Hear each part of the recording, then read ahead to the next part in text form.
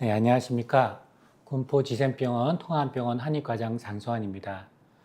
오늘 이 시간에는 현대 암치료에서 한약의 역할에 대해서 여러분에게 소개를 드리려고 합니다.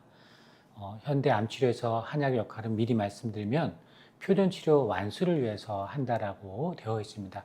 이 부분의 여러 근거에 대해서 여러분에게 소개해 드리도록 하겠습니다. 우리나라와 달리 일본에서는 의사들이 법적으로 한약을 쓴다고 했죠. 그래서 이 연구는 2012년에 도쿄대학교 완화의학과 일본의 국립암센터 팀이 연합을 해서 이런 암병원에서 완화의료 팀 안에 있는 집중치료실에서 근무하는 의사 311명 대상으로 전국조사를 한 결과 이런 한약을 쓰는 것이 이 완화의료를 하는, 즉 암을 보조적으로 이제 치료하는, 여러 증상을 치료하는 이런 의사들 중에 높은 비율로, 약 한 64.3%의 비율로 한약에 현재 처방되고 있다라는 전국조사가 발표가 됐고, 특히 암 환자의 증상이나 항암의 어떤 부작용을 조절하는데 한약이 대단히 유효한 수단을 제공할 것으로 기대되었고, 특히 이제 이런 완화 의료하는 의사들이 한약의 효능을 인지하고 있는 것으로, 즉 한약을 의대에서 배우고 있기 때문에 일본에서는 이렇게 한약을 잘 인지하고 의과에 없는 약을 잘 활용하고 있다, 이렇게 보고가 되어 있습니다. 그래서 일본 의사 선생님들이 왜 이렇게 한약을 처방을 하고 있는지를 이제 통계를 내보니, 이 약물 치료 옵션이 이제 양약만 쓰는 것보다 한약을 더 쓸 수 있기 때문에 더 크게 이제 할 수 있다라는 게 한 72% 정도 일본 의사들이 완화의료 암치료하는 선생님이 응답을 했고, 다른 치료법이 효과가 없어서가 64.5%, 다른 적절한 치료법이 사용이 불가능하다는 의미에서 63.5%로, 이렇게 결과적으로 뭐냐면 의과의 표준 치료만으로 여러 항암 부작용이나 암 환자의 어떤 증상을 다 관리할 수 없기 때문에 한약을 이렇게 많이 쓸 수밖에 없다라는 그런 통계가 나왔다라고 이해하시면 되겠습니다. 자, 그래서 오늘 주제는 뭐냐면, 이렇게 일본의 의사들은 이렇게 완화 의료하는 의사 선생님들 포함해서 암 치료하는 의사 선생님들이 많이 한약을 쓰고 있는데요. 그렇다면은 이분들이 이제 1978년도부터 암 치료 한약을 써왔는데, 현대 항암 중에 한약을 왜 써야 되는지 여러 가지 근거를 가지고 설명할 수 있기 때문에, 요 논문은 뭐냐면 2022년에 고마츠 소피아 병원의 종양내과 선생님이 이런 현대암 치료에서 한약이 어떤 역할을 하는가를 한번 쭉 정리를 해주셨어요. 그래서 그 부분에 대해서 오늘 좀 자세하게 알아보려고 합니다.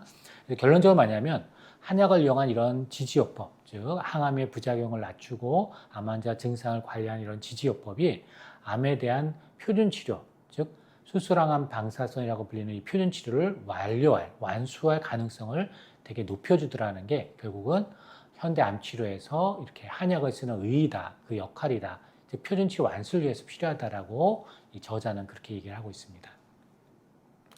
고마츠 소마스 병원의 이제 종양내과에 이제 모토 요시하루라는 선생님이신데, 이 종양내과 선생님입니다. 몇 년 전에 이제 국내에도 대한통합암학회에 오셔서 강의한 적이 있는데요. 그래서 저하고도 같이 식사를 하면서 암 치료에 어떻게 한약을 쓰는지 그 현황에 대해서 여러 가지 제가 자문을 했던 그런 경험이 있는, 되게 일본에서는 유명한 이 혈액종양내과 선생님이십니다. 자, 이분이 어떻게 지금 얘기하고 있냐면, 현대 암의학에서 한방이 왜 중요한지를 이제 논문의 내용을 좀 더 발췌한 걸 설명을 번역을 해서 알려드리는 겁니다. 일본에서는 여러 암 의료 분야에서 한약을 지금 쓰고 있는데, 특히 한약이 이런 서양의학 분야에서 일하는 분들이라든가 한방 치료하는 분들 모두 일본에서는 처방을 할 수 있다. 즉 일본은 우리나라 달리 의료 일원화가 되기 때문에 의사님들이 여러 임상 각과에서 한약을 쓰고 있다는 얘기인데, 특히 이렇게 널리 사용하고 있기 때문에 많은 도움을 누릴 수 있다. 특히 이 저자인 모토 요시하루 교수님 같은 경우는 현대의학을 인정하고 필요한 한방의약품이라는 목표를 이 연구를 통해서 제안하려고 이 논문을 썼다, 이렇게 발표를 하였습니다. 그래서 오늘 주제는 현대암 치료에서 한약의 역할이라는 주제로 표준치료 완수를 위해서 왜 한약을 써야 되는지에 대한 그런 논의인데요. 일단 첫 번째, 현대암 치료의 보조요법의 한계에 대해서 제가 알려드리고, 두 번째, 일본 의사 선생님이 암 치료 한약을 사용한 이유, 세 번째, 암 환자의 증상에 대한 한약이 어떤 것이 있는지, 좀 구체적으로 항암제에서 유발된 점막염으로 설사나 구내염이 발생할 수 있습니다. 그때 도움되는 한약. 두 번째는 항암제로 유발되는 말초신경 장애, 손발 저림 같은 증상인데 이때 도움되는 한약. 세 번째는 항암제로 유발된 근육통이라든가 관절통에 도움되는 한약. 네 번째는 암성 피로, 즉 항암 중에 여러 피로 때문에 항암을 못하거나 포기하는 분들이 많은데 그런 걸 도와주는 한약이 많이 있습니다. 그래서 그런 근거가 있는지 그거에 대한 부분을 설명드리고요. 다섯 번째로 이제 식욕부진, 특히 이제 항암을 하거나 이러면 식욕이 없어져서 대단히 힘들어하시는 분이 많은데 특히 한방에서 암성 피로나 식욕부진, 특히 말초신경병증에서 의과에서 없는 약들이 한방에 많기 때문에 그런 부분이 많이 도움될 수 있기 때문에 그런 부분들을 좀 자세하게 오늘은 좀 다루어드리도록 하겠습니다. 첫 번째 이제 현대 암 보조요법의 한계에 대해서 설명을 드리겠는데요. 암 보조요법이라는 게 뭐냐 하면 서포티브 케어라고 하는데 미국의 국립암연구소에서 뭐라고 정의를 하고 있냐면 암 환자가 치료를 받을 때 발생하는 여러 가지 부작용이 있죠. 항암 중에 뭐 울렁거리고 설사하고 뭐 손발저리고 여러 부작용이 있는데 이 부작용을 줄여주고 마음의 어떤 몸이라든가 사회적 정신적 문제를 조기에 대응을 해서 이 표준 치료가 효과를 최대한 발휘할 수 있도록 하는 모든 의료 행위를 바로 암 보조요법이라고 합니다. 이 모든 의료 행위이기 때문에 여기는 양방에 있는 양약만 포함하는 게 아니고 한약도 다 포함될 수 있는 개념이라고 이해하시면 되겠습니다. 자, 그럼 이렇게 보조요법이 왜 중요한지 제가 계속 강조를 드렸었는데요. 일단 표준 치료라고 하는 암 치료는 보통 공격적인 치료가 많습니다.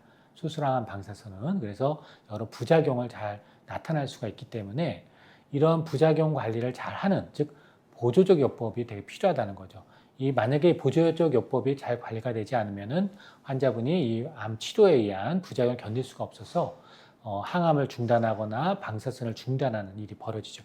오늘도 저는 이제 한 분이 외래로 오셨는데 방사선 치료하시는 분이에요. 근데 방사선을 14번을 받으셔야 되는데 이게 가슴 쪽에 방사선을 하다 보니 목이 아프고 인후통이 심해서 방사선을 14번 중에 4번을 못하고 있다는 거죠. 그래서 저한테 바라는 것은 이 부작용 중에 인후통을 줄여줄 수 있는 한방치료를 도와달라는 거죠. 그래서 오늘 제가 한약 중에 그 인후통을 줄여주는 대표적인 약인 청화보험탕이나 필영방 감기탕이라는 약을 제가 처방을 하였고 며칠 후에 경과를 보고 추가적으로 경과가 호전이 되면 더 드리겠다라고 말씀드렸습니다. 그래서 이런 약들은 일단 방사선이나 항암 중에도 흔하게 쓰이는 약들인데 이런 약들을 쓴다 해서 뭐 간소상에 더한다거나 이렇지 않고요. 오히려 몸을 좀 보호하면서 이런 방사선의 부작용이나 항암 부작용을 낮춰줄 수 있는 여러 도움이 될 수 있는 약이기 때문에 저희 쪽에서 그런 가이드를 하는 거죠. 이런 약이 지금 현재 의과에 없기 때문에 추가적으로 이분 같은 경우는 방사선 부작용의 여러 가지 점막인을 낮추려고 가글도 하고 보호하는 약을 썼음에도 의과에서 이게 미흡하기 때문에 못하고 있는 거거든요. 그럴 때 도움 줄 수 있다면 이 부작용을 견딜 수 있게 해서 방사선의 원래 목표였던 14번을 할 수 있겠죠. 그래서 저희 쪽에서 도와주는 거는 그런 걸 도와줄 수 있게끔 한다는 거죠. 그래서 이런 것들을 도와주는 치료를 보조요법이다 이렇게 이해하시면 되겠습니다. 그래서 지금 제가 말씀드린 대로 여러분 이제 항암을 받는 분들이 많으실 텐데 항암을 받다 보면 여러 부작용이 발생할 수 있습니다. 보통 한 번만 하는 게 아니고 여러 번 나눠서 이렇게 얘기하게 되는데 이렇게 항암을 할 때 몸은 힘들죠. 이 힘든 증상이 그래서 소화불량도 있을 수 있고 식욕부진이라든가 근육통이나 손발저림, 때로는 빈혈이나 백혈감소, 혈소판감소 다양한 이런 부작용이 나타날 수 있습니다. 이 부작용의 의과 치료만으로 다 해결되면은 그냥 그걸로 계속 유지하시면 됩니다. 근데 그렇지 못한 경우에 항암을 쉬게 되고 또 항암을 줄이는 것이 빈번하게 발생하죠.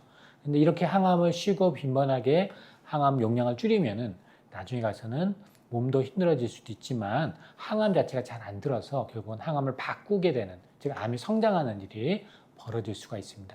현재 우리나라에서도 이런 일들이 계속 좀 반복적으로 벌어지고 있기 때문에 이 부분에 대한 도움이 더 추가적으로 도와줘야 될 텐데 만약에 이 부분을 도와줄 수 있는 한약이 있다면은 또 그것이 근거가 있다면은 안 쓸 리가 없다는 것이죠. 그래서 아까도 도쿄대학이나 일본의 국립암센터에서 연합해서 완화의료 하는 의사들이 한약을 적극적으로 쓰고 있다라는 논문을 보여드렸는데 연속된 그 안에 있는 소속된 논문입니다. 그래서 이 일본의 암 환자를 보는 의사님들이 이런 완화의료과에서 조사를 해보니 의과 치료만으로 좀 잘 관리가 안 되는 증상이 있는데 가장 많이 그게 힘들어하는 게 손발 저림이라든가 감각저하 같은 것들이 77.2% 정도로 양방 치료만으로 해결이 안 되고 있다 이렇게 얘기하고 있고 또 피로하다, 이런 나른하다 이런 것들도 한 70.3% 정도로 잘 안 되고 있다는 거죠. 그 외에 식욕이 없다, 체중이 감소된다 이런 것들도 많은 높은 비율로 의과 치료만으로 잘 해결이 안 되고 있다라고 해서 일본 도쿄대학교, 일본 도경대죠. 우리나라 따지면 서울대인데 이런 국내환센터 이런 데서는 의과의 한계를 이렇게 표현을 하고 이것을 더 보조적으로 도와줄 수 있는 게 한방 쪽에 있는지를 찾아보고 써보고 그랬더니 좋았으면 좋다라고 논문을 발표한다는 거죠. 그래서 실제로 이런 근거 있는 약들을 써서 더 도움이 되는 한방치료가 있어서 한약 투여해서 만약 이 약을 쓴다 해서 오히려 더 완화 치료에 더 도움이 된다면 안 쓸 이유가 없다는 거죠. 그것이 근거 있는 한약을 얘기하는 것입니다. 그래서 이렇게 해보자는 거죠. 그래서 지금 제가 설명드린 대로 현대의학이 잘 반응하지 않는 항암의 부작용이 있는데 아까 일반적으로 물렁거리거나 뭐 호중후 감소증 이런 것들은 의과 치료에서 많이 도움이 될 수 있는 가이드가 있습니다. 그래서 이런 것들 해결이 좀 도움이 될 수 있지만 만약에 식욕이 너무 없다든가 너무 피로하다든가 손발 저림 같은 이런 일부 증상은 현대약만으로 잘 안 된다라는 불응성이라고 표현하고 있습니다. 그래서 아직까지 이 부분에 대해서는 좀 해결이 쉽지 않기 때문에 이런 것들이 한방 쪽에서 특히 한약 쪽에서 도움이 될 수 있다면 이것이 과학적인 근거가 있어야 되잖아요. 그죠? 그래서 이 무작위 대조 인수함 시험이 이거죠. 과학적 근거 등급이 높기 때문에 이런 쪽에 도움되는 한약을 다 근거를 좀 오늘 다 설명을 드릴 겁니다. 그래서 그런 걸 통해서 한방의 효과를 입증되고 있기 때문에 이 부분이 지금 이제 환우들한테 많이 전달이 안 되고 있고 이 부분이 아직 의대에서 이제 교육이 안 되고 있기 때문에 의사님들 입장에서는 이런 쪽에 한약이 도움되는지를 정보가 없는 경우가 많습니다. 그래서 이런 부분들이 여러분에게 그래서 정보를 더 드리려고 하는 것이지요. 자, 그래서 저자는 즉 모토 요시하루 박사님은 뭐라고 지금 말하냐면 이분이 혈액적인 내과 선생님이라 했죠. 결국은 공격적인 치료는 즉 항암이라든가 이런 치료들은 과학적인 높은 근거 수준이 있는 즉 암 환자의 직접적인 생명과 관계돼 있잖아요. 만약에 약을 썼는데 암이 안 줄으면 낭패잖아요. 그죠? 그래서 상당히 높은 수준의 근거 등급이 필요합니다. 그것도 한방적도 마찬가지라는 거죠. 그래서 거의 제약회사 수준의 정도로 근거 있는 것을 요구하는 겁니다. 이런 공격적인 치료나 암이 준다는 것은 그런 것들은 좀 상당히 높은 수준의 공격적인 치료에 맡겨야 된다는 거고요. 만약 수비적인 영역에서는 이 항암을 받거나 이런 분들이 너무 소화력이 떨어지고 식사를 못하고 에너지가 떨어져 버리니까 현대의학의 어떤 표준 보조적 치료만으로 좀 한계를 느낄 수 있다. 그래서 이런 보조적으로 이 공격적인 부분은 현대의학을 좀 더 차용을 하고 수비적인 영역에서는 현대의학도 차용을 하되 좀 더 부가적으로 그쪽에서 이제 불응성 있는 부작용이 있을 수 있으니 그거를 한의학을 통해서 더 보조적으로 더 넣어주면 훨씬 더 도움이 되니 이 두 개가 균형 있게 치료해줘야 가장 높은 즉 표준 치료 완수할 수 있게 해주기 때문에 환자의 어떤 삶의 질도 높이지만 항암 반응률도 높일 수 있다는 거죠. 이게 오늘 제가 말씀드리는 핵심이라고 말씀드릴 수 있습니다. 자, 그렇다면 일본 의사들이 이렇게 암 치료에 한약을 많이 사용하는 이유에 대해서 한번 설명을 드리도록 하겠습니다. 일본에서는 일단은 아주 오래 전부터 이제 일단 한약을 일본의 이제 의료 체계에서 많이 써왔고 일본과 우리나라의 차이점은 우리나라는 한의사 제도로 옛날부터 허준 선생님도 한약을 썼잖아요, 그죠? 그때는 양방이 없었죠. 근데 이제 이런 구한말에 들어서 의과가 들어오면서 제도가 완전히 그냥 나뉘었어요. 한의사, 의사로 이렇게 나누어서 하다 보니까 좀 이런 부분에서 좀 아쉬운 부분이 좀 있고 일본은 이게 융합이 돼 버렸습니다. 의사가 한의학을 같이 쓸 수 있게끔 이렇게 되어 있어서 또 그걸 의대에서 다 가리킵니다. 그래서 그런 부분이 좀 우리나라의 차이점이고 그리고 67년도부터 일본에서는 우리나라보다 보험되는 한약이 상당히 많습니다. 일본에는 한 148개 정도니까 우리나라보다 거의 3배 정도 보험약이 더 많아요. 그러다 보니까 좀 더 부담 없이 암 환자한테도 한약을 쓸 수 있다라는 우리나라도 이런 보험된 한약을 좀 늘려야 되는데 안타깝게 이게 늘고 있지 않습니다. 그래서 이런 부분은 일본을 좀 차용할 필요가 저는 있다라고 좀 보고 있습니다. 그러니까 쉽게 접근해서 환자한테 접근성을 좀 좋게 해준 거죠. 문턱도 좀 낮추고 이게 148종이나 됩니다. 일본은. 그래서 일본은 또 이런 것들을 의사님들이 한약을 잘 교육을 받을 수 있도록 일본의 내과, 외과, 산부인과, 종양과 선생님들이 의대에서도 배우지만 추가적으로 이런 전문의 자격 이외에 한약 펠로우십을 통해서 좀 더 추가적으로 한약을 공부할 수 있는 기회를 좀 주시고요. 그래서 이 사진은 뭐냐면 일본의 의사님들이 학회를 통해서 한약을 배우고 있는 모습을 보여주는 거죠. 그래서 좀 더 한약이 보조적 통합적인 영역에서 임상의 각과, 즉 내과, 외과, 산부인과, 종양과에서 적용될 수 있는 근거가 뭔지 가이드를 계속 발표를 해서 융합 치료를 할 수 있는 근거를 만들고 있다는 거죠. 그래서 이런 이 서양과 이런 현대의학과 이 한의학에 결합되는 것이 일본의 현재는 전반적인 추세고, 최근에 미국도 그렇게 하고 있고 유럽도 지금 그렇게 하고 있고 이미 대만과 중국은 다 그렇게 하고 있습니다.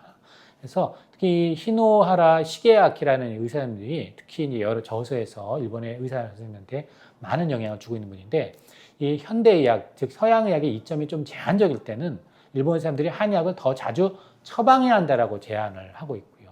이분은 이제 예방의학을 하신 내과 선생님이신데 일본의 국제 호스피스 협회 일본 대표를 할 정도로, 일본 노예학회 명예회장 할 정도로 노인의학이라든가 특히 이런 암 환자 보조 치료 한약이 상당히 도움된다라는 것을 많이 여러 연구를 통해서 발표해서 이런 환자 중심 의료에 상당히 상징적인, 그러니까 의과냐 한의과가 중요한 게 아니고 환자를 중심으로 두고 의과도 받아들이고 한의과도 받아들이고 서로의 장단점을 잘 취합해서 의료인에게 교육을 하고 환자한테 적용을 해야 된다는 것이 이분의 주장이고, 저 역시 이분의 이런 주장을 동의하는 그런 한의사라고 할 수 있겠습니다. 그래서 일본에는 의사들 분들이 한약을 내과, 외과, 이런 종양내과에서 각 파트별 한약을 다 교육을 하고 있습니다. 그래서 이 학회가 있고요. 일본 동양학회라는 학회가 제일 큰 학회인데, 제가 이 강의를 하고 있는 게 이제 2025년 현재 11월인데, 내년에 2020년 6월 달에 일본 의사님들 동양학회 학술대회 한다라고 이렇게 홍보를 하고 있습니다.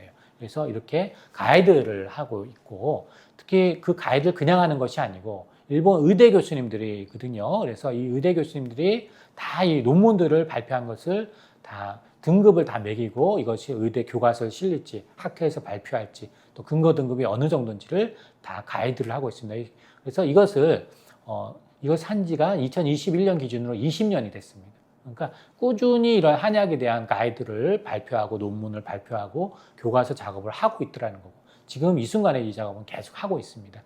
국내도 마찬가지입니다. 국내에도 대한통합암학회나 대한암한약회에서 의대 교수님과 한의대 교수님이 뭉쳐가지고 이런 가이드 작업을 계속 하고 있다. 국내에도 그런 노력을 하고 있다라고 제가 말씀드립니다. 어쨌든 근거중심위원회라는 게 있습니다. 그래서 막연하게 한약이 좋다가 아니고 암 치료에게 도움이 되는 게 중요하잖아요. 그죠? 안전성이 있어야 되고, 그죠? 그런 걸 하고 있다는 거고. 그 학회에 들어가면은 이렇게 논문 홈페이지가 있고, 거기 보면은 오늘 제가 설명하려고 하는 일부 논문, 즉 RCT라고 하는 근거 기반 연구나 메타 분석에 대한 논문들이 있고, 또 이 안에는 90개의 RCT 데이터가 들어가 있습니다. 그래서 메타 분석해서 그래서 이런 것들이 차곡차곡 쌓여 있다. 일본에서 주로 많이 발표한 논문들이 주로 수록이 돼 있습니다. 그래서 이렇게 암 치료할 때 여러분이 놓치고 있고 현재 대학병원이나 의과에서 놓치고 있는 치료 중에 하나가 뭐냐? 바로 포괄적인, 즉 인간 중심인 전인적인 치료가 조금 부족하다는 거죠. 현대의학은 이렇게 아주 과학적인 건 좋은데 너무 이거 세포적으로 보고 현미경적으로 보기 때문에 환자라고 하는 전인적인 관점에서 좀 더 봐야 되는, 현재 좀 보강해야 될 부분이 있다라는 거죠. 그래서 이런 포괄적인, 왜 이렇게 표현하냐면 한약은 한약 하나가 복합적으로 단일 성분이 아니잖아요. 뭐 인삼 하나만 쓰는 게 보통 아니거든요. 인삼에 포함된 여러 가지 한약을 씁니다. 십전대보탕만 해도 10가지 한약이 포함됐다는 거예요. 인삼 하나만 쓰는 게 아닙니다. 그래서 이런 약재가 복합적으로 작용하기 때문에 이런 한약, 예를 들어서 십전대보탕은 골수보호도 하고, 그러니까 보약으로도 쓰고 피로도 완화하고 식욕도 촉진하고 항암제 백혈 감소나 혈수판 감소, 빈혈도 해결하고 다양한 증상을 해결해 준다는 거죠. 그래서 이런 복합적으로 작용하는 게 한약의 특징이기 때문에 의과는 이것을 각각 약을 써야 되는데 그래서 이런 포괄적인 진단을 하면 이런 한약을 쓸 수 있다는 거죠. 그래서 이런 다약제로 보통 활용을 보통 양방에서는 증상별로 약을 쓰는 이런 좀 한계가 있는데 한약은 멀티플하게 작용할 수 있는 장점이 있습니다. 그래서 약을 더 늘리지 않는다는 거죠. 그래서 이 모토 요시하루 선생님이 이 논문에서 뭐라고 설명하고 있냐면 현대 암보조법의 문제점이 뭐냐, 즉 의사의 입장에서 설명하는 겁니다. 제가 한의사라서 이런 설명하는 게 아니고 이 연구를 주관하신 의사 선생님이 지금 논문을 제가 번역한 거예요. 그래서 뭐라고 이 선생님이 얘기하냐면 현대의학에서 보조요법, 즉 항암 부작용이나 이런 걸 불편함을 줄이려고 대학병원에서 여러 약을 주시잖아요, 그죠? 보통 한 보따리에 갖고 온다고 얘기하세요. 그래서 약을 먹으면은 포만감 때문에 죽겠다. 너무 약을 많이 좀 주기 때문에 이런 얘기를 심심치 않게 하실 거예요, 그죠? 쉽게 말하면 쉽게 약물 과다 복용자가 된다는 거죠. 왜 이렇게 얘기하냐? 이 항암 중에도 여러 증상에 따라서 약이 좀 증가되기 때문에도 문제인데 그분이 이미 뭐 고혈압이 있다거나 당뇨가 있다든가 뭐 이럴 수 있잖아요. 그러면 그 약을 깔고서 이런 약을 또 추가를 한다는 거죠. 그래서 약이 너무나 많아질 수 있다는 거죠. 또 진통제고 늘을 수도 있고. 그래서 이런 부분들이 또 약물의 상호작용이라든가 이런 효과 감소라든가 부작용 발생할 수 있기 때문에 여러 의료기관을 또 다니면 또 정보가 교류가 안 될 수 있잖아요. 그렇죠? 이렇기 때문에 문제가 올 수 있다는 거죠. 이게 현대의학의 보조치료의 문제점이라는 겁니다. 그렇다면 이 부분을 해결을 한방 쪽에서 좀 도와주시지 않는가의 관점이에요. 근데 한약은 아까도 말씀드렸지만 멀티플하게 작용한다고 그랬죠. 한 가지 약으로 여러 임상 효과를 제시할 수 있기 때문에 양약을 좀 줄여줄 수 있는 장점이 있더라는 거죠. 즉 이런 것을 같은 병을 다르게 치료한다는 동병이치라고 한방에서는 표현하는데 또는 이병동치라고 해서 예를 들어서 바나사심탕이라는 약은 한방에서 위장염이라든가 장염에 즉 속이 쓰리거나 전통적으로 설사할 때 많이 쓰는 그런 이제 소화제인데 또 이 약성이 구내염도 치료할 수 있는 성분이 있습니다. 그래서 구내염도 치료하고 설사도 대처할 수 있는데 이 약을 썼더니 이런 소화도 해결되고 말초 융태제에서 오는 여러 부작용도 해결해 주는 데다가 식욕부진이라든가 또는 이런 소화력이 안 좋아져서 소화기능이 안 좋아서 오는 불면증까지 해결해 줄 수 있는 이 약은 마음을 편안하게 하는 항불안제가 들어있습니다. 한방에서 쓰는 황금이나 황련이라는 약이 들어있어서 마음도 편하게 즉 이게 다양한 증상을 환자가 갖고 있다면 이것을 쭉 저희들은 보고 종합적으로 바나사시탕을 쓸 수 있는 거죠. 그렇다면 구내염 약도 줄일 수 있고 설사약도 줄이고 식욕부진 약이나 불면증 약까지도 줄여줄 수 있게끔 하기 때문에 바나센터 하나만 들어가더라도 멀티플하게 작용할 수 있다는 거죠. 그런 얘기를 일본 의사 선생님, 그것도 혈액적인 선생님이 이렇게 설명을 하고 있는 것이죠. 자, 두 번째는 현대의학에서 사용하고 있는 보조요법에도 부작용이 있다는 거죠. 보조요법의 부작용은 예를 들어서 손발저림이라든가 이런 신경장애 때문에 오는 통증에 관련된 약물을 썼더니 오히려 졸림이라든가 권태감이 심하게 오거나 또 비염 때문에 쓰는 약들을 써서 졸린다든가 이런 부작용도 또 어떤 암성 통증 때문에 말초연 진통제 썼더니 그것 때문에 울렁울렁거리고 오심부터나 변비가 온다든가 또 이걸 또 해결하려고 또 항고토제를 쓰거나 설사약을 쓰거나 이런 또 약간의 악순환처럼 발생할 수 있다는 거죠. 그래서 이런 부작용을 줄여주는 것이 보조요법인데 그에 따른 또 이 부작용을 또 줄이기 위한 또 부작용약을 또 쓰고 있더라는 거죠. 그렇다면 환자는 약이 계속 늘어간다고 할 수밖에 없다는 거죠. 바로 이게 현대약만으로 부작용을 잡으려고 할 때의 한계라는 겁니다. 자, 그렇다면 한약으로서 쓰면 어떤 장점이 있느냐? 바로 양방에 비해서 부작용이 더 적더라는 거죠. 일반적으로 이제 이 한약을 쓰면 간 독성이 있거나 신장 독성이 있을까 봐 걱정을 하시는데 이런 것들에 대한 임상료가 되어 있는 약들을 얘기하는 겁니다.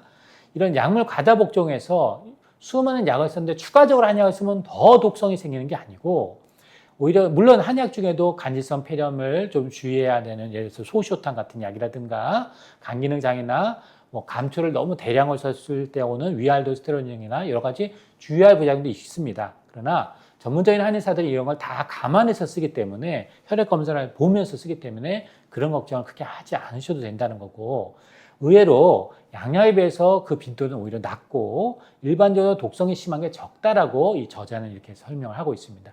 또 한약을 병용하면은 이 암치료약에 비해서 양력 효과가 감소하는 경우도 별로 없기 때문에 이런 이런 약물에 의해서 문제가 온다면 일본 의사들이 이렇게 많이 한약을 쓸 이유가 없더라는 거죠. 그래서 너무 그런 걱정을 할 필요는 없더라. 그래서 안심해서 이용할 수 있다라고 모토 선생님은 이렇게 얘기를 하고 있습니다. 자, 문제점 3은 뭐냐면 대처법이 확립되지 못한 부작용이 있는데 무슨 얘기냐? 앞에서 제가 설명드렸죠. 의과만으로 항암의 부작용을 완벽하게 못하는 증상이 있는데 대표적으로 식욕부진, 전신권태가 피로죠. 말초신경장애가 아직 약약으로 해결하기가 쉽지 않더라는 거죠. 이런 것도 의외로 식욕부진이라든가 전신권태감 때문에 약을 주는데요. 뭐 주사도 맞고 링겔도 맞고 하는데요. 그래도 해결이 잘 안 될 수가 있다는 거죠. 그래서 이 세계에서 연구가 진행되고 있음에도 몇 가지 유효한 약제가 개발됐지만 일반적으로 이걸 해결하는 약은 아직까지 없다라고 되어 있습니다. 그래서 그 부분을 해결해 주는 약을 더 추가적으로 연구를 해야 될 판이라는 거죠. 근데 전통적으로 한방에서는 식욕부진이라든가 전신 피로라든가 손발이 때 썼던 약이 있었던 거예요. 그래서 일본 의사들은 이걸 쓸 수 있었단 말이에요. 그래서 연구를 해보는 거죠. 암 치료할 때 이런 약을 써보면 도움이 되니까 연구해 볼 수 있잖아요. 그래서 이런 대응이 어려운 것들에 대해서 임상시험을 좀 더 환자를 대상으로 임상시험을 좀 해봤더니 도움이 되더라. 예를 들어서 아까 제가 말씀드렸죠. 도쿄대에서 나온 게 손발저림, 나른한 피로, 식욕부진, 체중 감소가 양방에서 해결이 잘 안 되고 있다라고 말씀드렸어요. 그래서 이 부분에 한약을 쓰면 이런 무감각, 또 식욕 감소, 체중 감소, 나른한 피로, 또 설사 통증에 한약을 쓰는 빈도가 상당히 높더라는 거죠. 실제로 일본 의사들은 특히 항암 중에 오신고토에 대해서도 한약의 처방 빈도가 높습니다. 이런 근거를 말씀을 안 드리면 한약을 쓰면 무조건 안 된다라고 오해를 하실 수 있어요. 이미 근거를 많이 갖고 있습니다. 이런 약들은. 그래서 이런 특히 인삼양탕 같은 약들을 제가 따로 제가 지난 시간에도 저희 병원 홈페이지에 보시면 알겠지만 인삼양탕 단일약제가 항암 중에 많은 부작용을 줄여준다라고 특히 대표적인 부작용 완화 효과가 손발저림 효과를 줄여준다라고 해서 제가 1시간가량 제가 여러분에게 강의를 드렸으니까 자세한 거 거기서 보시고요. 이 인삼양탕은 이런 특히 옥살리플라틴이라는 항암을 하시는 분들 췌장암이나 담도암, 위암, 대장암자분들 중에 옥살리플라틴이라는 항암을 쓰시는 분들이 있을 수 있어요. 그래서 그런 분들은 인삼양탕을 좀 기억을 해 두셔야 됩니다. 이 약은 나고야 시립대학에서 연구를 해보니 인삼양탕 중에 특히 인삼이라고 하는 성분이 여러분 많이 듣고 있죠. 인삼이 그 안에 성분이 진세노사이드라는 성분 중에 F2라는 성분이 이 항암제의 옥살리플라틴으로 유발된 손발저림, 신결장애를 개선하는 걸로 개선한 실험 연구에서 이렇게 밝혀졌고 또 이걸 기반으로 이런 인삼연탄 투여가 옥살리플라틴 말초신경 장애에도 인삼뿐만 아니라 이게 인삼이 포함된 인삼연탄을 써도 실험 연구에서도 진짜 개선이 됐다는 거죠. 그래서 추가적으로 이 모토 요시하루 선생님이 임상 연구를 해보는 거예요.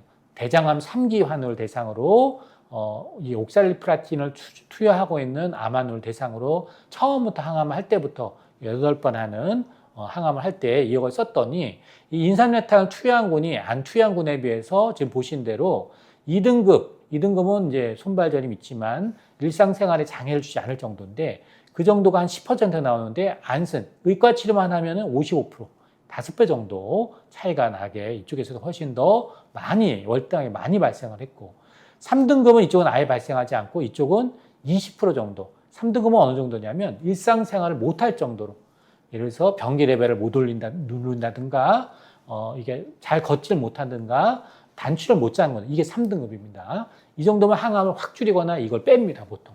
그래서 이런 일이 인삼연탄을 투여한 군이 월등하게 부작용이 줄기 때문에 이런 줄도 타락에 이제 항암을 진하게 써서 종도 타락하지 않도록 얘가 도와주더라는 거죠. 인삼연탕이. 그럼 훨씬 더 유리하겠죠. 그죠? 그래서 도움이 되더라는 거죠.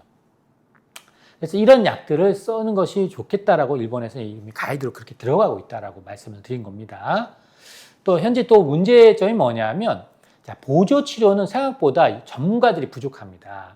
이런 보조요법을 전문으로 하고 있는 이 완화력을 주되게 하는 전문가가 적더라는 거죠. 그러니까 항암제 개발에 너무나 그쪽에 전문적인 영역은 많지만 부작용을 줄여주는 거에 대한 이런 보조적인 것들이 너무 생각보다 이런 제약회사도 별로 관심이 없는 경우도 많고, 그래서 이런 것들이 좀 부족한데 이런 부분을 좀 더 관심을 더 늘려야 된다는 거죠. 그래서 이런 점과 부족한 걸 어떻게 하면 해결할 것이냐.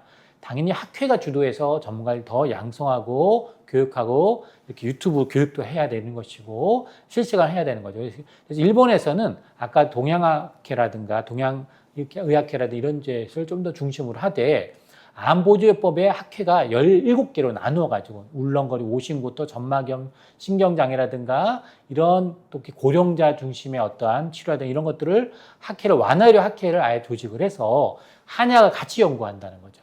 그래서 이런 것들이 그냥 암뿐만 아니라 종양내과뿐만 아니라 여러 가지 각과별로 이렇게 총력전을 기울이고 있다. 이렇게 말씀을 드리고 있고요.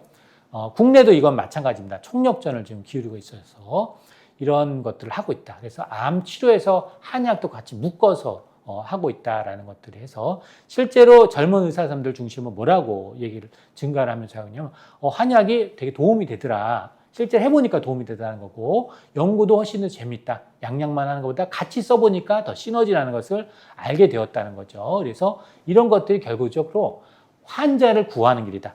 왜 이렇게 얘기하느냐? 항암을 제대로 못하고 용량을 줄이면 환자가 항암을 포기한 일이 벌어지고 항암 효과가 떨어진다는 거죠. 결과적으로는 암이 성장할 수 있다는 거죠.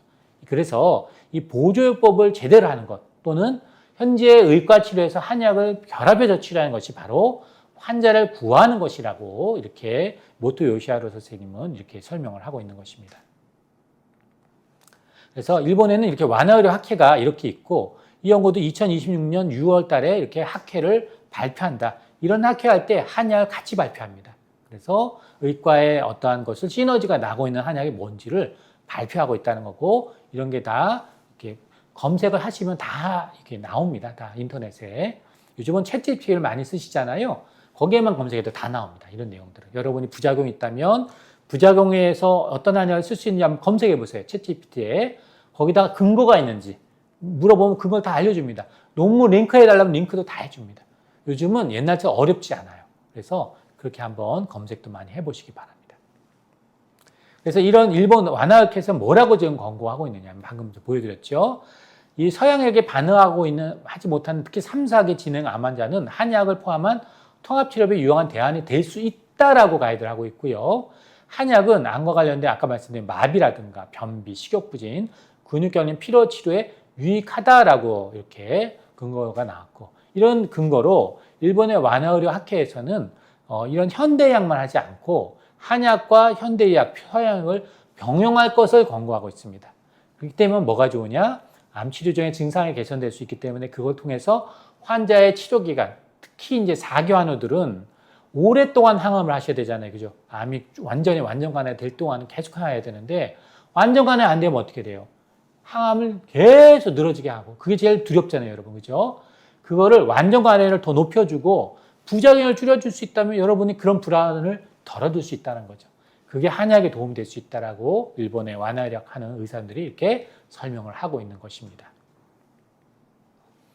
자, 그래서 앞에 한 것을 총정리해드리면 양방의 현재 문제점은 뭐냐? 너무 약이 많다, 한보따리다, 다약제다. 그러면 한약을 쓰면 이런 것들을 줄여줄 수 있다. 여러 증상을 멀티플하게 좋아질 수 있다는 해결책이 될 수 있고 또 일부 보조 약물의 의과에 부작용이 있다.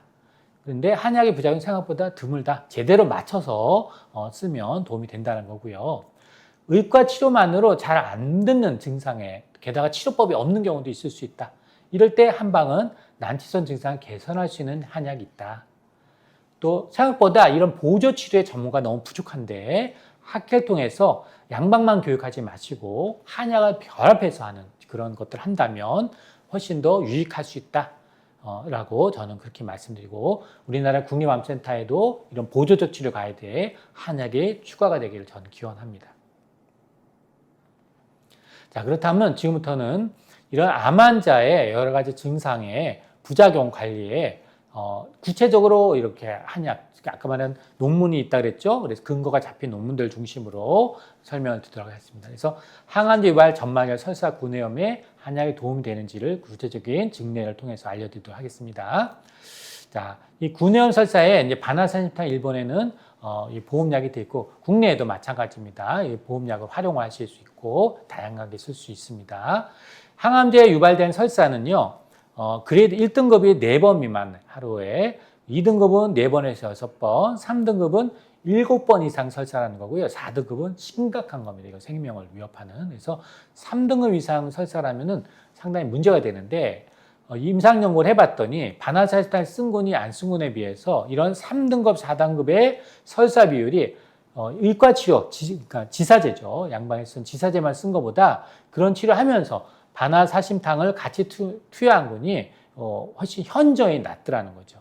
그래서 이런 것들 한 것이 임상 연구로 그렇게 밝혀졌다라고 말씀드린 거고요. 자, 점막염 부분에서 점막염도 1등급은 가볍게 쓰리고 홍반이 있는 건데 2등급은 홍반 궤양이 있어가지고 이렇게 구멍이 이렇게 뻥 난 분들이 있어요. 이건 붉게 이렇게 발측한 경우인데, 그래서 뭐 일반적인 식사를 제대로 못 하는 거예요. 일단 이런 딱딱한 음식을 못 먹는 게 보통 2등급. 3등급은 아예 이제 뭐 스프라든가 뭐 흔히 뭐 그런 이제 두유라든가 뭐 이런 이제 유동식만 드시는 걸 보통 3등급입니다. 그리고 4등급 아예 그것도 못 드시는 경우, 너무 궤양이 심해서 다음은 쓰라려서 못 드시는 거예요. 보통 3등급, 4등급 되면은 항암에 영향을 줍니다. 항암을 용량을 줄이거나 아예 빼는 일이 벌어지는데, 보통 항암제 중에 5-FP라는 항암이라든가 또는 표적 치료제 중에 뭐 이렇게 구내염을 유발하는 렌비마라든가 이런 약들이 그런 영향을 받으실 수가 있습니다.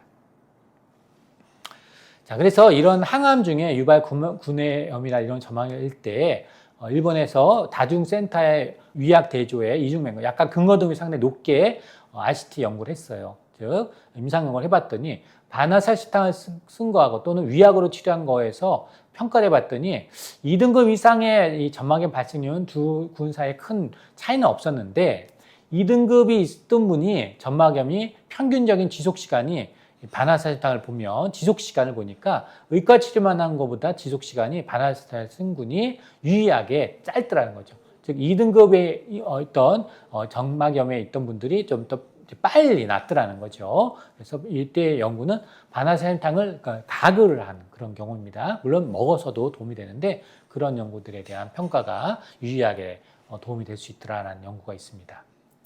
그래서 모토요시하루아 선생님이 증례를 발표했는데, 췌장암 수술을 하고 나서 70세 여성인데 구강 점막염, 식후 설사, 식욕부진 불안증이 있더라는 거죠.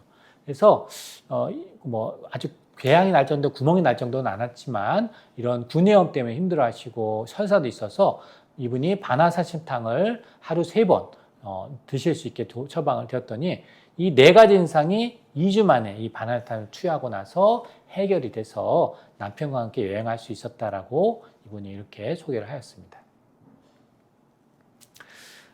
시간 강의선 제 증례는 다음 시간 계속 알려드릴게요. 이거는 이분의 증례, 즉 의사 선생님이 한약을 써서 했다고 해야 여러분이 좀 더 신뢰가 있었을 것 같아서 일부러 제 증례는 뺐습니다. 그런 건 참고해 보시기 바랍니다. 자, 다음은 항암 유발 말초신경 병증에 손발 저림에 도움됐던 증례에 대해서 소개해드리도록 하겠습니다. 앞에서 제가 좀 설명을 자세하게 드렸는데요. 항암 중에 말초신경병증이 이 탁상계항암이라든가 즉 파클리탁셀 또 이제 도세탁스 이렇게 탁생계열 항암을 하거나 아까 설명드렸던 옥살리플라틴, 백근계항암, 시스플라틴 이런 항암을 하면 여러 이유로 손발이 저릴 수 있는데, 이 파클리탁셀, 도세탁셀과 탁상계는 축사계 병증을 보통 얘기를 하게 되고, 이것 때문에 뭐 약물 중단이나 용량 감량이 되고, 만약에 이 항암을 줄이면 보통 해결되는 이렇게 병증이 축상 병증인데요. 그러나 옥살리플라틴 같은 백근계 항암은 이 신경병증이 항암을 끝냈는데도 불구하고 점점 심각해지고 몇 년 동안 지속되는 신경병증이 발생합니다. 자, 그래서 말초신경 등급이 있다고 아까 말씀드렸죠. 1등급은 뭐 거의 증상이 없는 경우인데 2등급부터는 기능을 좀 방해를 하는데 일상생활 동작까지는 방해를 하지 않고 3등급은 일상생활 동작까지 방해를 하는 겁니다. 그래서 보통 이런 거 4등급은 아예 쓰지 못할 정도니까 아주 심각한 부작용입니다. 아까 제가 설명을 드렸는데 우차신기화는 탁산 유발 신경병증에 좀 도움이 돼서 보통 일반적으로 당뇨병에 의한 말초신경 장애에 원래 우차신기화를 많이 썼었습니다. 이것을 암 환자의 항암 중에도 도움이 되는지를 좀 더 평가를 해본 건데요. 임상연구를 해서 이 부인과암 환자 파크리탁셀이라고 하는 이 항암에 이 말초신경병증 1등급의 신경제가 효과적이라고 보고돼 있고, 보통 비타민 B12하고 병영환군에서 우차신경과 병행했더니 이 단독으로 비타민 B12만 쓴 거에 비해서 전체적으로 전류인식 역치 비율의 변화가 현저히 적었다. 이쪽엔 14.3%, 이쪽엔 0%, 하루 3번 이렇게 복용환군이 훨씬 좋았다라는 임상 연구가 있습니다. 또 다른 연구는 유방암 환자들이 도세탁스라는 세포독성을 많이 쓰는데요. 말초신경병증 우차신간이 혹시 예방 효과가 있는지를 봤더니 이 우차신간을 쓴 게 2등급이 한 18% 정도가 나왔는데 비타민 B12, 메코발라민을 썼을 때는 48%가 나왔습니다. 즉 2등급이 44.4%, 3등급이 37%로 월등히 우차신간을 쓴 그룹이 이런 누적적인 부분이 유의하게 낮았기 때문에 이런 탁신계 항암, 도세탁셀이라든가 파크리탁셀이라는 항암을 하실 때는 이 우차신계안을 쓰는 것이 가이드로 들어가 있습니다. 그래서 그런 것들 하는 것이 임상연구에서 도움이 된다라고 되어 있고요. 그런데 이게 이 우차신계안은 손발의 옥살리플라틴에는 도움이 안 되는 걸로 지금 되어 있습니다. 거기까지 임상연구가 되어 있습니다. 그래서 이분은 어떤 이제 발표를 했냐면 이분이 아까 이제 옥살리플라틴은 인상연타에 유의하다는 거에서 앞부분에 제가 이미 임상연구 설명드렸죠. 이건 이제 사례 발표인데요. 피부 종양을 가진 환자가 있는데 이 카보플라틴은 백근경암입니다. 그리고 파크리탁셀 아까 탁신경 이게 복합암을 했는데 두 번째부터 사지가 마비될 정도의 부작용이 났어요. 그래서 의과에서는 이 부분이 잘 해결이 안 될 수 있다라고 말씀드렸죠. 그래서 이분이 1차적으로 이 파크리탁셀 부작용을 줄여주려고 우차시행을 한번 써봤어요. 그랬더니 우차시행을 투여 후에도 투여했더니 이게 이 손발 저림이 진행되지 않아서 1등급으로 가벼운 저림 정도로 유지가 되었어요. 그래서 이 항암을 할 때 이 항암 요법의 용량을 줄이지 않다는 이게 제일 중요한 말입니다. 항암을 줄이지 않고도 투여할 수 있고 6번이 원래 예정된 항암 주기였는데 그것을 잘 완료할 수 있었다는 거죠. 그래서 상대 용량 강도가 100%다. 무슨 얘기냐면 이 카보플라틴 파크리탈스를 용량 안 줄이고 마비 때문에 용량 안 줄이고 그냥 원용량대로 썼다는 거죠. 그랬더니 어떻게 되겠어요? 원용량대로 썼으니까 항암을 반응을 높이겠죠. 이 우차시행안이 항암제 용량, 이 항암 효능을 방해하는 것이 아니더라는 거죠. 그래서 이 피부 정량이 모든 피부 정량이 완전히 줄었다. 항암에서 영상 감소가 완전히 사라졌더라는 거죠. 그래서 감소했다라고 되어 있습니다. 그래서 항암의 완전 완화를 이거 보면 높일 수 있는 한약이 높이는 데 도움이 됐다라고 보인다는 거죠. 손발 저림만 해결해줘도 이 사지마비가 올 정도니 얼마나 환자는 힘들었겠어요. 그래서 일반적으로 하다 안 되면 일반적으로 이 항암을 줄입니다. 이렇지 않게끔 만든 한약이 있다는 것을 여러분 반드시 기억하셔야 되고, 이 카보플라틴 파크리탁셀이 피부암에만 쓰는 게 아니에요. 사실 더 많이 쓰는 암은 여성암입니다. 부인과암. 어떨 때 자궁경부암, 자궁내막암, 난수암 이때 표준 치료가 뭐냐? 카보플라틴 파크리탁셀이에요. 이럴 때도 이 우차신기안이라든가 또는 인삼양이타 이런 약들은 표준 치료 안에서 흔하게 일본 의사들이 쓰고 있고 완전 관해를 높인다라고까지 되어 있습니다. 연구가. 그래서 지난 시간에 제 영상을 보면 자세하게 그 설명을 해드렸으니까 꼭 그 영상을 보시기 바랍니다. 그래서 여성암은 특히나 부인과암 환자분들은 이 영상을 보신 분들이 이런 영상을 같이 좀 시청하도록 추천해 주시기 바랍니다. 자, 그리고 옥살리플라틴 부작용의 말초신경 병증인데 아까 말씀드렸지만 옥살리플라틴에는 우차시간 옛날에는 옥살리플라틴에 좀 도움이 된다는 논문들이 있어서 좀 한동안 썼어요. 근데 백근경암에는 옥살리플라틴에는 우차신기안이 도움이 되지 않더라가 결과입니다. 그래서 한약 중에 우차신기안은 옥살리플라틴을 쓸 때는 도움이 안 됩니다라고 도움이 되는 케이스도 있었지만 아까 파크리탁셀 같은 경우는 도움이 안 되는 경우도 있으니까 이런 것들을 그럼 같이 쓸 때는 어떻게 쓰느냐? 우차신기안도 같이 쓰고 이 인삼양탕도 보통 같이 쓰는 경우가 많습니다. 바로 그렇게도 많이 활용을 합니다. 자, 옥살리플라틴 유발 말초신경제는 그러면 뭘 써야 되느냐? 인삼양탕을 써야 되는데 최근에 호프트 연구에서 이 옥살리플라틴 유발 말초신경병증의 효능이 평가되었고 아까 말씀드렸던 논문이죠. 인산탄 투여군이 안투여군에 비해서 5배 정도로 훨씬 발생률이 손발저림이 등급이 떨어져서 좋았고 또 그렇게 해서 항암을 안 줄이고 쓸 수 있는 확률이 더 높게 만들어졌고 또 전체 생존율과 무제한 생존율이 대조군과 좀 긴 경향을 보였습니다. 차이는 크진 않았지만 그렇기 때문에 항암을 방해한다고 보기는 어렵다는 거죠. 그래서 오히려 이런 근거 때문에 재발률이라든가 전체 생존율에 오히려 좀 도움이 될 수 있기 때문에 이렇게 옥살플라티 할 때 인삼연탕을 많이 활용하고 있고 저 역시 저희 병원에서 인삼연탕을 흔하게 활용하고 있습니다. 오늘도 저는 대장 환자의 3기, 4기 환자한테 인삼연탕을 옥살플라틴을 쓰시는 분들한테는 다 투여를 했습니다. 자, 다음은 항암제 유발 근육통, 관절통에 대해서 설명을 드리도록 하겠습니다. 자, 항암 중에 근육통, 관절통 때문에 많이 힘들어하시는 분들이 있는데요. 특히나 아까 제가 말씀드린 탁신계 항암이라고 하는 파크리탁셀, 도색탁셀 이런 항암을 하면 근육통이 주된 부작용입니다. 관절통도 있고. 그래서 그런 경우에 도움이 되는 약이 바로 작약감초탕이라는 약이 있습니다. 이 작약감초탕은 바로 대표적으로 근육통, 원래 한방에선 쥐나거나 관절 통증이 있거나 이럴 때 흔하게 사용되는 약이에요. 작약감초탕은 백작약이라는 약 들어보셨나요? 네, 백작약과 감초 딱 2개로만 구성되어 있는 약이고요. 대단히 속효성이 좋아서 일반 여러분이 한의원에 가시면 흔하게 한의사님들이 근육통이 있거나 관절통이 있으면 한방에서 쓰는 소염 진통제로 쓰는 약이라고 생각하시면 됩니다. 작약감초탕이. 자, 작약감초탕을 쓴 군하고 안 쓴 군은 50명의 무작위군으로 배정해서 썼는데 이 항암 중에 어떤 근육통이나 관절통의 발생과 등급이 이 작약감초탕을 안 쓴 군에 비해서 현저히 낮았다는 보고가 이렇게 무작위 임상연구가 있으니까 아까 인삼연탕이 옥살플라틴을 쓴다고 말씀드렸는데 파크탁셀하고 같이 쓰는 경우도 많아요. 그럴 때는 작약감초탕을 쓰기도 하고 인삼연탕 안에 바로 작약감초탕이 들어있구나라고 생각하셔도 됩니다. 그래서 인삼연탕은 멀티플하게 작용하는 겁니다. 근육통도 줄여주고 손발저림도 예방해주고 혈소판 감소증도 줄여주는 효과가 있습니다. 또 식욕부진에도 도움되는 아까 제가 한약의 장점은 뭐라 그랬죠? 멀티플하게 작용한다고 그랬죠? 그래서 그때 도움이 되는 약이 바로 인삼연탕이고 작약감초탕 역시 그럴 때 쓰고 또 가벼운 변비에도 쓰이는 약이 작약감초탕입니다. 그래서 그런 것들을 많이 감안해 보시면 좋겠습니다.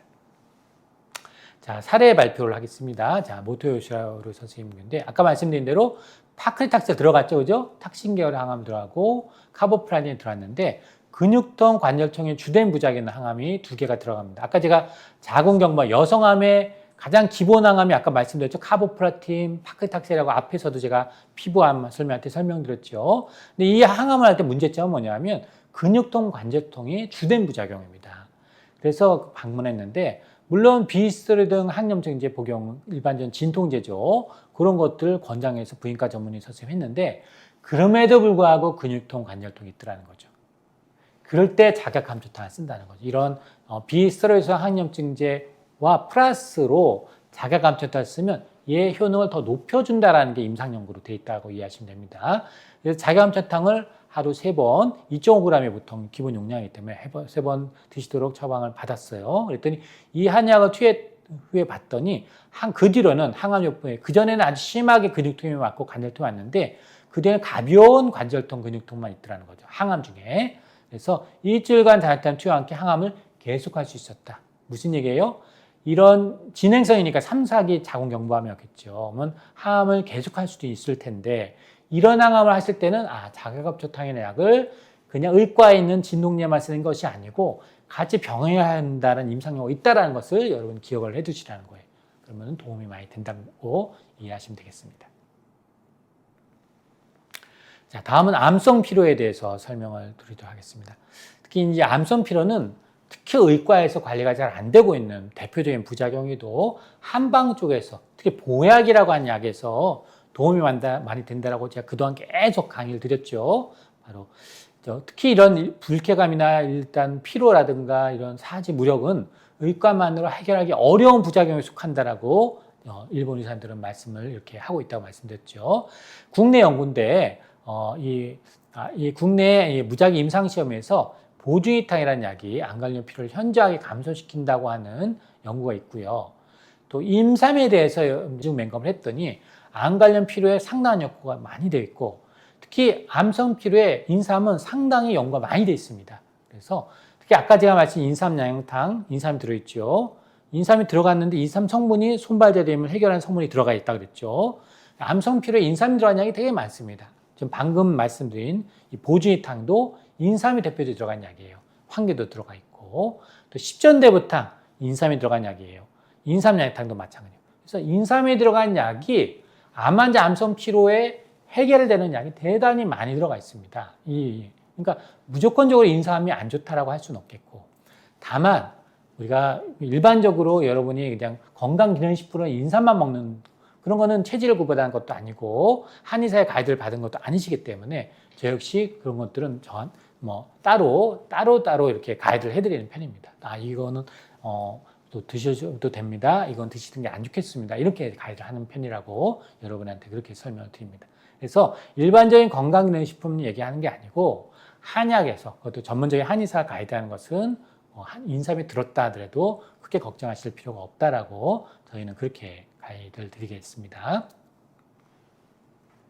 자, 증례를 한 건데요. 모토 요시아 선생님인데 45세 여성인데 피로감과 불면을 갖고 있는 유방암 환자인데 6개월 전에 유방암 수술을 받았고 5년 계획으로 항호르몬 치료를 받았겠죠. 그 다음에 1개월 뒤에 복직을 해요. 그러니까 어쨌든 암 환자분들은 복직을 해야 되잖아요. 경제적인 문제가 발생하는 경우가 있기 때문에. 근데 문제는 이 항호르몬제를 치료를 받으면 피로를 할 수 있는 타목시펜이라든가 이런 약들이 그런 아로마타제 억제제 같은 약들이 이런 부작용을 갖고 있습니다. 실제로. 그래서 문제는 이런 것들 때문에 수면의 질도 떨어질 수 있다는 거죠. 피로도 점차 악화됩니다. 그래서 이런 부작용 때문에 항호르몬제를 임의로 끊는 분들이 있어요. 유방암 환자분들이. 그럴 때 한약에 도움이 될 수 있다라고 유방 환자들, 특히 호르몬 의존성 환자들을 잘 기억해 두셔야 되겠습니다. 이 환자들은 가벼운 빈혈이 있고, 그래서 빈혈 때문에 좀 이게 피로가 한다라고는 좀 보기는 어렵고, 아마 항호르몬제, 호르몬 치료 때문에 좀 문제가 발생한 것 같고, 그래서 식욕부진한테 권태감이 있다는 거죠. 우울증도. 그래서 보주이탕이라는 약이 이때 많이 사용되는 항호르몬제와 같이 썼을 때 피로를 완화한다는 보고가 많이 되어 있습니다. 그래서 보주이탕을 이분은 투여했고, 이럴 때 피로에 도움되는 약이 산조인탕이라는 약이 있습니다. 또는 귀비탕이라는 약도 쓸 수 있는데 이 처방을 불면증 완화 목적으로 같이 썼다는 거죠. 그랬더니 2주 후에부터 호전이 되고 1개월 경과에 대부분의 주사에 호전돼서 그럼 뭐가 좋을까요? 삶의질이 높으니까 내가 항호르몬제를 계속 써도 되겠구나라는 환자 입장에서는 희망을 갖잖아요. 의외로 1년만 쓰고 1년 안에 끊는 분도 많습니다. 저한테 상담 오신 분들 중에 그런 일이 없도록 저 같은 경우는 다시 좀 써보세요라고 환자한테 가이드를 해드리고 이런 약들을 투여한다는 거죠. 그러면은 이런 약은 의과에 없기 때문에 저희 쪽에서 도움이 돼야 될 수 있는 약이라는 거죠. 자, 다음 증례입니다. 38세 여성 환자가 면역항암, 옵티버라는 면역항암이 있어요. 이걸 했더니 면역항암을 해도 부작용이 있을 수 있습니다. 이분은 전신권태감을 호소하는 부작용이었는데요. 그래서 환자는 식도에 흑색종이 있었던, 그러면서 간에 전이가 된 경우였어요. 그래서 갑상선기능 검사나 이런 거 했는데 어쨌든 면역 관련 부작용으로 보이진 않는데 어쨌든 이게 이렇게 피로를 주도하게 하는 부작용이 나왔다는 거죠. 그래서 이런 면역 항암제에 사실 십전대부탕은 일본 의사들이 너무나 많은 연구가 지금 되고 있습니다. 왜? 아까도 말씀드렸죠. 일본 의사들이 한약을 쓰니까 면역 항암제는 면역 세포, 즉 내 몸의 면역 세포, T 세포나 NK 세포 부활해야지 효과가 좋다라고 제가 앞 시간에서 계속 설명을 드렸어요. 그러니까 일본 사람들은 십전대부탕 흔하게 쓸 수 있으니까 써보는 거예요. 그럼 T세포나 NK세포 잘 부활해서 최근에 면역항암제 시너지 연구가 계속 이루어지고 있는데 이분은 피로 때문에 십전대부탕을 썼다는 거죠. 편하게 쓸 수 있는 환경이니까 하루 3번 투여를 했어요. 그랬더니 처방을 했더니 전신권태감이나 이전에 옵티버 투여했던 그런 주기보다 더 뚜렷하게 피로가 개선되더라는 거죠. 왜요? 십전대부탕은 대표적으로 피로 때문에 타겟을 하는 보약입니다. 여러분이 아셔야 되는 건 뭐냐? 이런 면역 항암에도 십전대부탕 쓰는 증례가 많이 발표되고 있다는 것을 기억하시라는 거죠. 너무 두려워하지 마시고요. 그래서 그 뒤로 뭘 계속할 수 있어요? 면역 항암을. 그러니까 이분 입장에서는 면역 항암이 피로 때문에 줄이거나 휴약을 해야 될 일이 벌어질 수 있는데 십전대부탕을 썼더니 그런 일을 줄여줄 수 있더라는 거죠. 그래서 그렇게 도움이 됐다는 그런 증례입니다. 다음은 마지막 증례인데요. 식욕부진에 해당되는 내용입니다. 자, 식욕부진은 특히 이제 식욕부진에 대해서도 의과에서 대단히 힘들어한다고 제가 말씀드렸잖아요. 특히 이제 그럴 때 육군자탕이라는 약을 한번 반드시 좀 여러분 기억을 해보셔야 되겠습니다. 특히 이제 이 식욕부진을 가장 많이 유발하는 항암제가 시스프라틴이라는 항암입니다. 이 약은 70년대 나온 항암제인데 아직도 쓰이고 있어요. 그만큼 효과가 좋고, 근데 문제는 독성이 아주 강력합니다. 대표적인 독성이 뭐냐면 오싱구토입니다.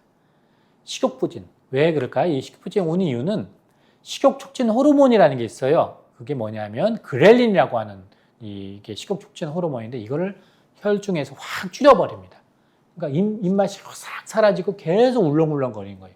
그러니까 환자 입장에서는 너무 죽을 맛이죠.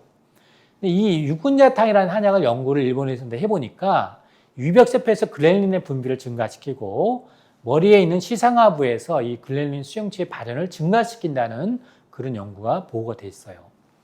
그래서 임상 연구를 해본 거예요. 이런 기초 연구가 해서 도움이 된다는 걸 알아서 위암 환자라든가 폐암 환자들한테도 시스프라틴을 많이 쓰기 때문에 이걸 대상으로 이 시스프라틴 유발 식욕부진에 대해서 이 육군자탕 효과를 검증해 봤어요. 교차하는 무작위 대조시험 RCT 연구를 해봤더니 이 육군자탕이 사람을 대상으로 한 이런 임상 연구에서 시스프라틴으로 유발된 환자한테 썼더니 식욕부진을 예방을 해주더라는 거예요. 예방. 즉, 안 쓴 것보다 얘가 교차 실험을 해봤더니 쓴 군이 유의하게 예방되더라는 거죠. 그래서 그럼 왜 그럴까? 그레닌의 어떠한 혈중 농도를 높이더라는 연구들이 많이 되어 있습니다.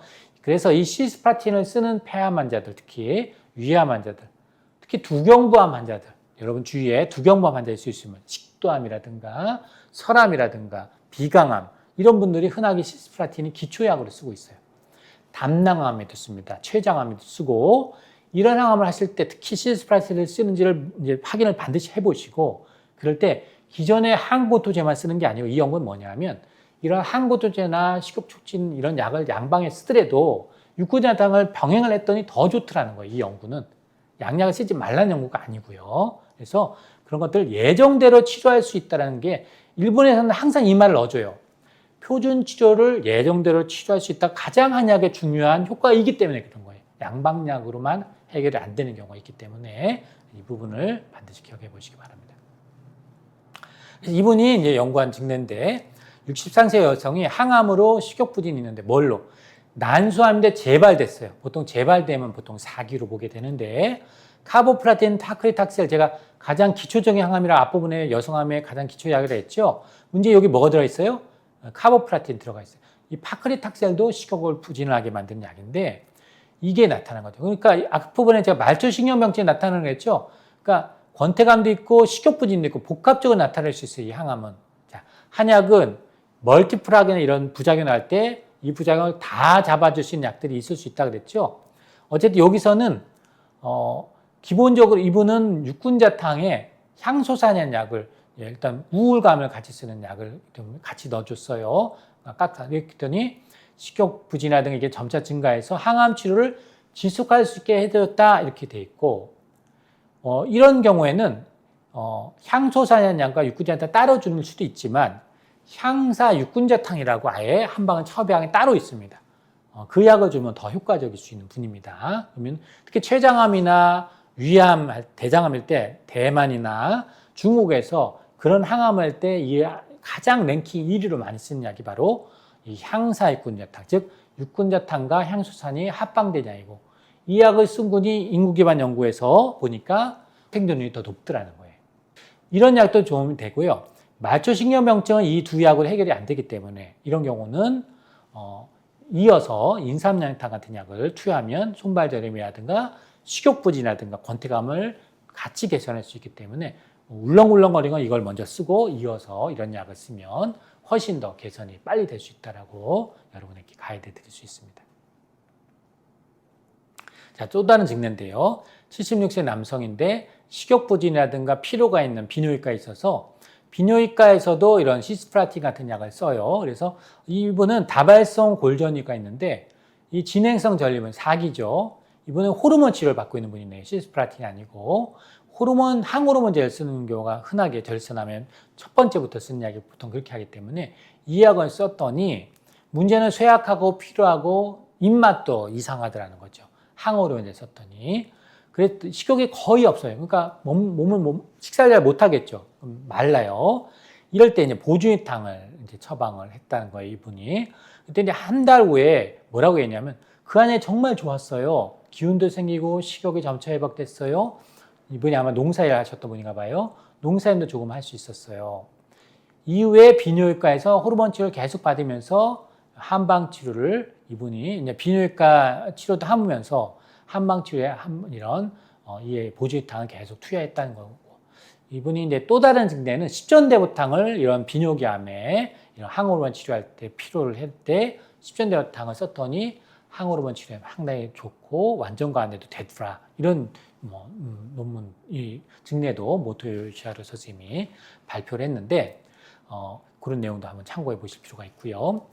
또 다른 연구인데 70세 여성의 원바람이 미상인 복막염을 동반된 분이어서 카보플라틴과 파크리탁셀을 같이 쓰면 3주 간격으로 항암을 했던 분인데, 문제는 항암 주기마부터 1일째부터 7일까지 계속해서 심한 식욕 부진이 계속해서 진행된다는 거예요. 항암의 효과가 강하면 강할수록. 그래서 수행 능력 3단계는 뭐냐면 일상생활 어려운 등급 정도. 계속 좀 보통 하루의 절반을 보통 이렇게 누워만 있는 정도를 얘기하는 겁니다. 일상생활에 아주 어려운 등급까지 갔어요. 그래서 인산유탄을 처방을 했더니 복용 후 3주 이내에 식욕이 회복하고, 아까도 제가 말씀드렸죠. 인산유탄은 손발전인도 해결되지만 식욕부진도 해결되는 대표적인 보약입니다. 이 약은. 그래서 이 식욕도 회복되고 항암 치료를 계속할 수 있었어요. 그러니까 항암 효과 때문에 복수도 완전히 소실되고, 중요한 거는 완전 간에 암이 확 사라진 거예요. 그래서 이렇게 이게 항암 효과가 제일 좋은 거죠. 그래서 치료적인 항암은 파크리탁셀 베바시즘으로 변경되었지만 인산유탄은 계속 보조적 치료이기 때문에 바꿀 이유가 없죠. 계속 병용했어요. 그래서 환자는 이 질병 후 5년간 양호한 상태로 생존됐고, 그 외에는 자원봉사 활동도 하고 싶다는 말할 정도로 회복돼서 환자도 그렇고 가족도 그렇고 의료진 모두 너무나 놀라운 결과가, 항암의 시너지를 확 준 거죠. 부작용도 완료할 수 있어서. 이게 전형적으로 여러분이 한약을 써야 되는 이유에 대해서 보여줄 사례를 모토요시하루 선생님이 자기 임상내로 발표한 겁니다. 자, 그래서 이 저자는 뭐라고 했냐면 이 보조요법, 지지요법에서 한약이 되게 미래적이다, 되게 중요하다. 한약은 이 항암의 부작용을 조절하는 데 중요한 역할을 한다. 그럼 아까 제가 이런 항암이나 항호르몬제 유방암 케이스도 그랬고, 이제 항암 중이거나 표준 치료를 어느 정도 하면 직장 가지셔야 할 거 아니에요. 사회에 가야 한단 말이에요. 근데 계속 필요하고 부작용 때문에 힘들면 결국은 취업을 못 하게 돼요. 생의 의욕이 떨어진단 말이에요. 그 환자는 얼마나 이게 심각하죠. 그죠? 안 그래도 경제적인 어려움이 발생하는데. 그럴 때 한약이 도움된다는 것을 반드시 기억하시고, 결국 이런 사회복귀라든가 이 환자의 영양상태 개선하는 것, 이 삶의 의미, 즉 생존의 의미가 왜 내가 항암을 받느냐, 이것도 되게 중요한 의미입니다. 그래서 보조적 치료가 이만큼 중요하다. 빨리 사회를 복귀하게끔 도와줘야 되니까. 그래서 이런 영양 개선이나 부작용 관리가 결과적으로 생의 의욕을 높이고 삶을 높이기 때문에 한약이 그런 역할을 하는 비전을, 미래 비전을 갖고 있다라고 모토요시하루 선생님이 이렇게 얘기하고 있습니다. 그래서 결론을 이분은 어떻게 내고 있느냐? 무작위 대조 시험에서 오늘날 다양한 의학 분야에서 이 한약이 직접 활용을 일본의 의사들이 하고 있습니다. 그러니까 이게 한 지가 40년이 넘었어요. 그러니까 수많은 임상 연구가 축적돼 있다. 특히 영문으로 발표된 임상 연구나 그 중에서도 무작위 대조 시험 RCT가 다수 보고되고 있다. 그렇기 때문에 환자의 이야기를 경청해서 세밀하게 신체 진찰을 해서 좀 더 맞춤 의학을 한약으로 할 수 있다면 환자에게 생명을 살릴 수 있는 되게 중요한 내용이 될 수 있다라고 저자는 그렇게 설명하고 있습니다.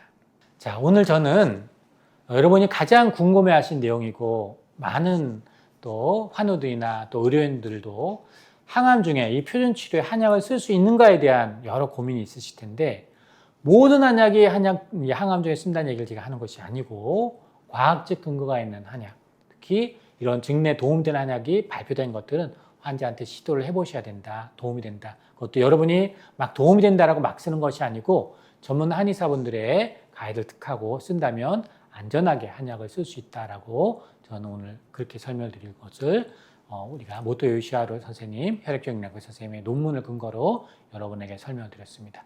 여러분이 표준치를 완수할 수 있도록 도움이 된다는 것이 하나의 근거라는 것을 여러분이 오늘 꼭 기억하셨으면 좋겠습니다. 이상 강의를 마치도록 하겠습니다. 감사합니다.